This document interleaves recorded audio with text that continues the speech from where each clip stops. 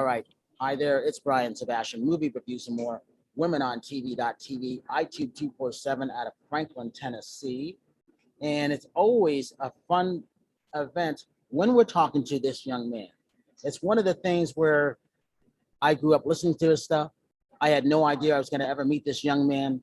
And it was one of those things where not only is he a composer, producer, a musician, he's worked with some of the most famous orchestras around the world. He's written songs to some of the most famous people around the world. And till this day, when I'm in one of my moods and I'm waiting for things to go and happen, I've got to put on my favorite score, The Last of the Mohicans, and it gets me into that zone thing. Ladies and gentlemen, the one and only, I'm glad to call him a new friend, Randy Edelman. Hey there. Let's see. So Randy, there you are. Okay. Talk about this. What's happening with the song right now? Because I want to know. And you got a new film that you're working on now too? Is that also? Yeah, but I never talk about anything when I'm doing it. Let's go to the song. Go ahead. Well, the song, you're talking about the single? Yep, the single and then Ghostbusters. Okay, well, the single is, I don't know what to say. It's out. It's I need to break it. You know, are you going to play it? You can't play it. I can't play it where I am, but I'm going to insert it. Insert that mother, okay? Insert that mother coming out the other side. Or a real title, grab your hat, put your best suit on. That's the real title. Grab your hat, put your best suit on. You're coming out the other side. Okay, here we go. See, you can't get that from too many people. You know, and I think people are doing their best to come out on the other side. Yeah, right. I'm certainly out on the other side. Yeah. Okay. So that's the single. The single. It's out there, but you got to get that sucker out there. Now, the Ghostbusters 2 thing. I don't know if you know anything about that. Do you know anything about it? I do. Of course I do. I was there when it originally came out. But the release of it. No. It never came out. No. My score has just been released for the first time in 32 years. Now, this you could see. Am I going to have to send this to you? It's a long story. But the actual score, which is the whole movie, is only my music, was never released because all these people wrote songs for that weren't in the movie. It's a whole political thing anyway. So anyway, it's coming out. It's already out. Sony Classics. It's a fantastic thing. I put it together. They had lost a lot of the music. I had to re-record it. So that's out now. It sounds strange. Ghostbusters 2, the score. Check it out, baby. You should insert that too, Brian. I will do that because you're important. And I said I will do that because you're important. I am. And you can, by the way, you can hear that whole thing. You don't have to get it.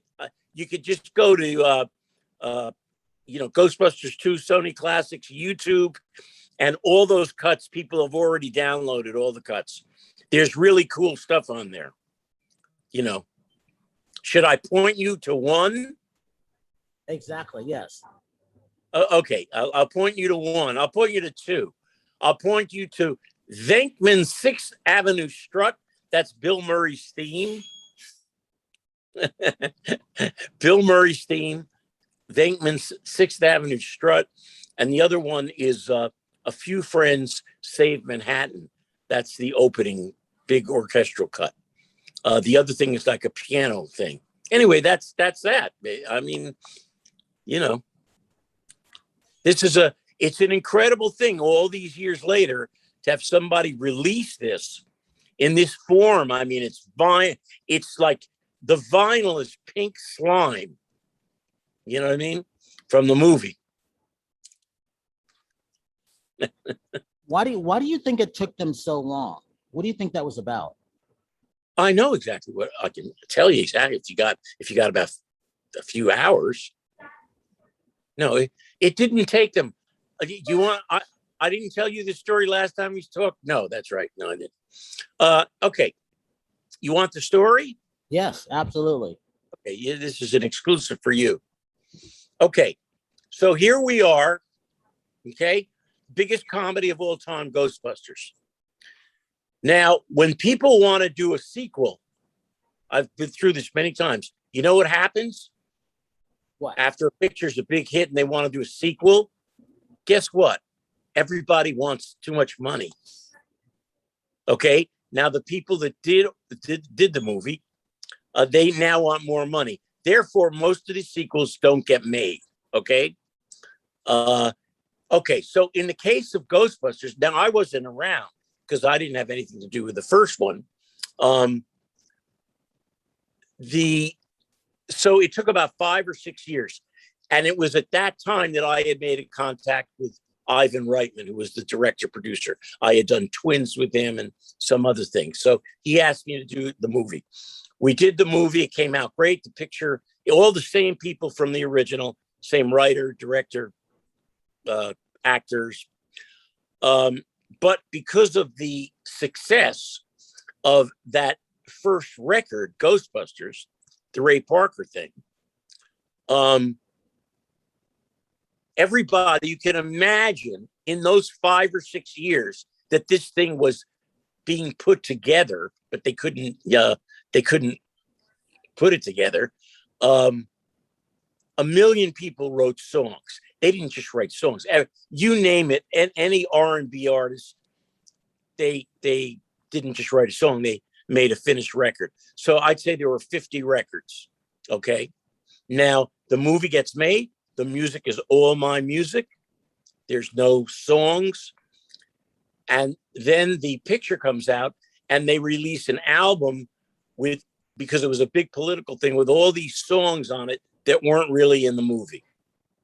And I get screwed because the movie, which is basically 95% my music, isn't on the soundtrack. Okay, so that's the story. Now at the time, I was just getting into this stuff. I was happy that the thing worked out. The picture was a big hit. And I didn't want to, there was nothing I could do. I wasn't in the position that I could start screaming, yelling and saying, hey, that's ridiculous. These songs aren't even in the picture. So what happened is that's what happened. And here we are 32 years later. And meanwhile, there's a big kind of a niche for film scores. And obviously, I did a lot of things. And I got calls all the time about putting that score out. But to be honest with you, I didn't care that much. And I was busy doing other things. So it came around now. There's a new Ghostbusters movie coming out in a couple of weeks or a couple of months or something. And so they decided to do this. I couldn't believe they were actually going to do it. But here's the story. So now they want to do it. They're going to pay all the reuse fees. And guess what, Brian? They lost the effing tapes. They lost my score. Now, you say, that's not possible. You're talking about Ghostbusters, a huge movie, big score. How could, okay, they didn't lose it all, but they lost a large part of the orchestra cues. So I had to put it together, and I won't get into how I did it, but I did, and it came out great, and it's out now. So that's a little bit of the story. When you heard that it was lost, what was your reaction? No, I'm not nothing really, like, you got to be kidding. Or, here's what I figured. I figured it was a bit hard to put your hands on it, but they would find it. But they never did. So I had to take, shall we say, some other elements, and then I actually, wait, you're not supposed to do this because, in this soundtrack thing, these guys, these people who collect soundtracks, they don't care what it sounds like, by the way. It could sound terrible. They want to know that this is the music recorded for that film. If it's 1938 and it sounds terrible, they don't care. They want 1938. They don't want you to record it sounding great. Same music, same orchestrations, and record it yesterday and it sounds great. They want the original thing that was it. They even want it, by the way. You should see this stuff now that's online with this. They even want it in the same order of the movie. Now, I don't put music together. I put music together for people to listen to. Movie music is not meant to be listened to in the order it is in the movie. That may be a horrible order. The movie may start out in a certain way, and you need, it needs to have dynamics and pacing and different feels and different melodic structures. So I always put these things together, like in this and Mohegans and all that stuff, so that it can be listened to. And so these people have their own way of going about it. But anyway, that's the long and short of the story. And it's out now. It's on the best label there is, Sony Classics. And everybody is really reacting strongly to it. So play Venkman 6th Avenue Strut and A Few Friends Save Manhattan. Two completely different kinds of things. And you're going to play Coming Out the Other Side. That's what you're going to do for me. Well, and now, whatever you want, you ask me whatever you want. Well, let me ask you this one other thing. I've been telling a lot of kids about to go into your filmology stuff, because I think that's important. Because if we don't do that, how will anybody know past work leading up to the present, going to the future? I still think it's important when they're seeing these older films that you and I have talked about in the past. They need to go back to how you started, why you are where you are today, why you're writing those songs, because they're iconic, they're historical, they're educational, they're encouraging.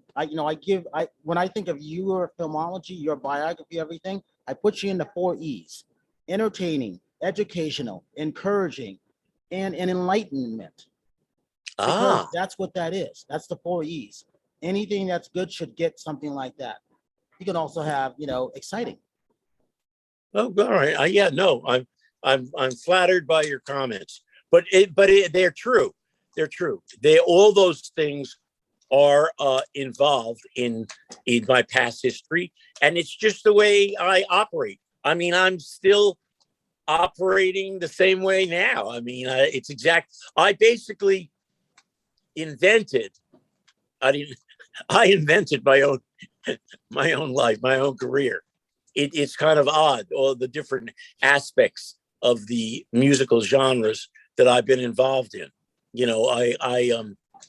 And I'm still doing right here now. When you called me before, I was working on something, and it's the same. I don't. It doesn't change for me at all. It's about what it's about. Brian, is concentrating. No matter what I'm doing, concentrating and really being into the style and the emotion and the passion of what I'm doing. It doesn't matter what it is. It doesn't matter if the movie is a silly comedy or a period, a wonderful drama. It's still the same intent from a creative standpoint. So that when you play the score to a little movie like something like My Cousin Vinny, you get the same kind of originality and serious intent as the music from something that you would consider a much more serious kind of film. So that when you play those scores or those soundtracks to other kinds of things, I know that when I was doing them, I spent every bit as much time and energy and thoughtfulness. That's hard. I mean, I was just trying to explain something I'm working on now, that I have to look at it. It's not about writing music right now at this point. It's about thinking about what this movie needs from a musical standpoint, and then looking at it, thinking about it before I ever write a note. And that's basically how I do it. Now, I don't have a lot of time, I must tell you, on some of these things. It's not like I can sit here all year and think about it. But you need a certain amount of quietly looking at it without people banging down your door wanting to, quote, hear something, I was at the Grammy Museum last night because Leland Scott was down there with the media family and Russ Krukel and Danny and all those guys. And I was thinking about you specifically as I was walking around.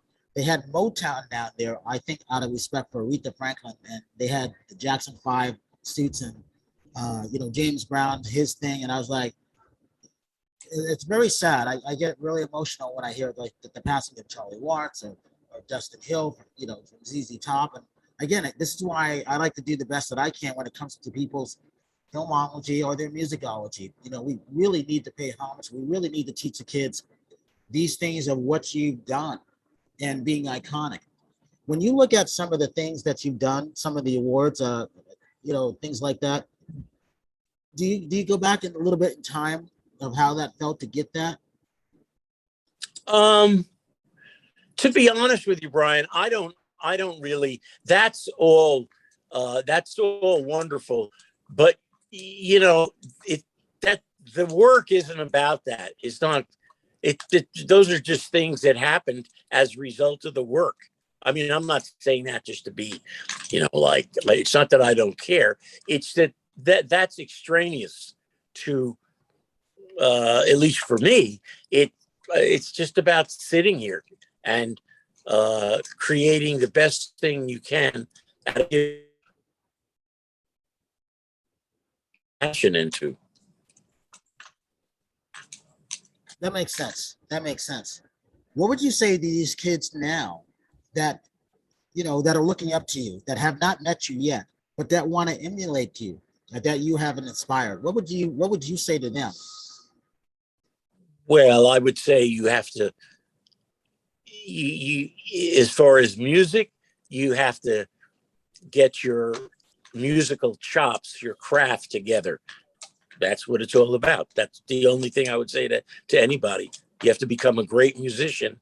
And then when you get an opportunity, you have to then transfer that musicianship and that discipline into whatever the opportunity that's been presented to you.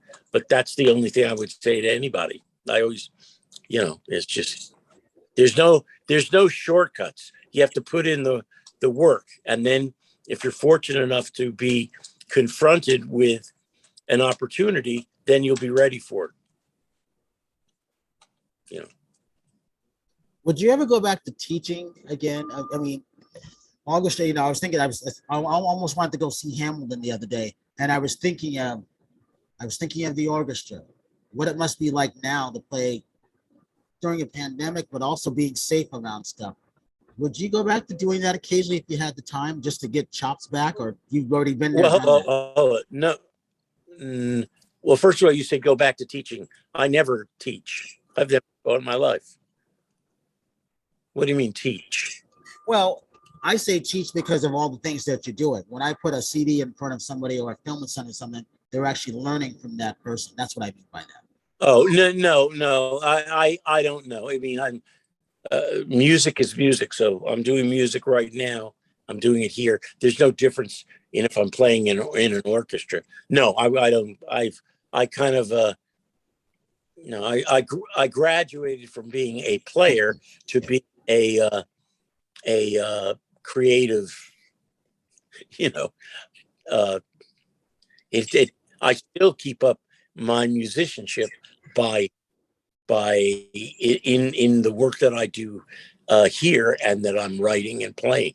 I still play. I know all my recordings, I play with the orchestra, and I conduct the orchestra. So let me ask you this. So the 911 charity content benefits coming out through Soho Johnny, what are you going to be doing with it? I I have no idea. I'll do a couple of songs, I'll sit down, I'll play some of my stuff. That's all. I don't have any grand plan for it. Are you going to come? No, you're not coming. No, I was going to. No, I gotta stay here because things keep coming up last minute of things. So Yeah, I know.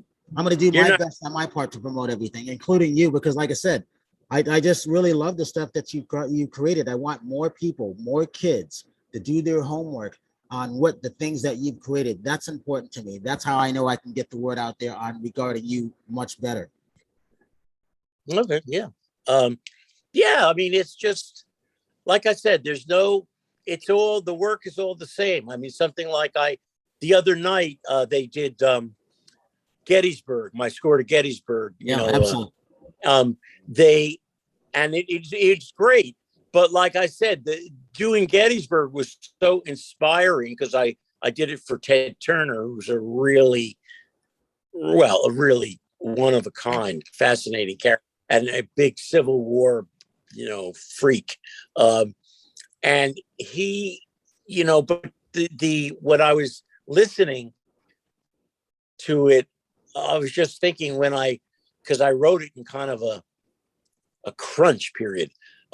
But it's still the same intent was there in writing that. Someone would think, oh boy, you must have been locked up and immersed yourself in the American history. I didn't. It was the same thing as writing the Bruce Lee story, Dragon, that I did. That so many people use that music for different things. But it's the same commitment. The same commitment to the music that you're creating, no matter what it is. Got to get into it. So I always think of it this way, and I'm going to give you the last word on your social media links and anything that you want to say going from here forward, because it's about coming out the other side, isn't it? It's coming out the other side, Brian. Yes. Yeah. Your social media links. Oh, well, it's just my Randy Edelman at Yahoo. No, www.randyedelman is my .com is website. Yeah. Yep. That's, So last words, a piece of encouragement for those people who are going to be listening, to those people that want to follow in your footsteps. What would you say? I would say just what I just told you. They can't follow in my footsteps unless they become a great musician. That's first. How does that happen? You sit down and guess what you do? You practice. Simple. Sounds like an old cliche. You practice, you become proficient in whatever instrument. I don't care if you play the trombone or the piano. You become a great musician. You learn about music theory and harmonies and structure and orchestration. You learn about all that stuff. That's the way you become me. You don't become me if you don't get that shit together. Exactly. Well, Randy, it's always a pleasure to see you. And I mean that from the bottom of my heart. Again, encouraging, enlightening, entertaining, and educational. Those are the 4 E's. And this is why people should go out and support your work, the things that you've seen done in the past. And as I always say, in the world, we need it really now. When you see someone without a smile, please give them one of yours, because the world needs it, because we need to come out on the other side. Oh, you're right, baby. Thank you. And then the other E, Edelman. Yeah, yes, I like it. All right, Brian. All right, Randy. Thank you so much. Great to see you.